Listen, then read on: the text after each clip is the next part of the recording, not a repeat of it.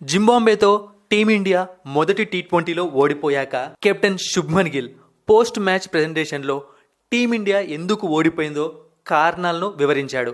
శుభ్మన్ గిల్ మాట్లాడుతూ ఈ విధంగా అన్నాడు. ఈరోజు మేము బౌలింగ్ అద్భుతంగా చేశాం, అక్కడ ఏ తప్పు జరగలేదు. మ్యాచ్ ఓడిపోవడానికి కారణం మేమే, చేతులారా చేసుకున్నాము. మేము ఇంతకన్నా మంచిగా ఆడగలము, ఇది మా ఆట కాదు. అంతేకాకుండా ఈరోజు అందరూ చాలా డిఫరెంట్గా కనిపించారు.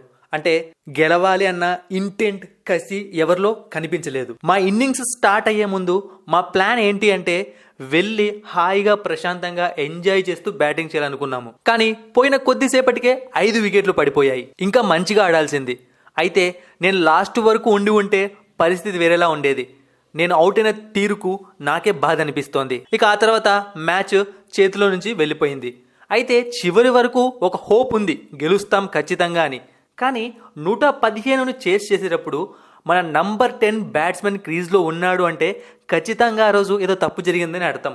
ఎందుకంటే అంత చిన్న స్కోర్ చేసే టైంకే 9 వికెట్లు పోయాయి అంటే ఇక మేము సరిగ్గా ఆడలేదని అర్థం. ఈ విధంగా చెప్పి ముగించాడు శుభ్మన్ గిల్. ఇక మళ్ళీ రేపే రెండో టీ20 కూడా ఉంది, ఇండియా వర్సెస్ జింబాబ్వే మధ్య. మరిన్ని ఇంట్రెస్టింగ్ వీడియోస్ కోసం సబ్స్క్రైబ్ చేయడం మర్చిపోకండి.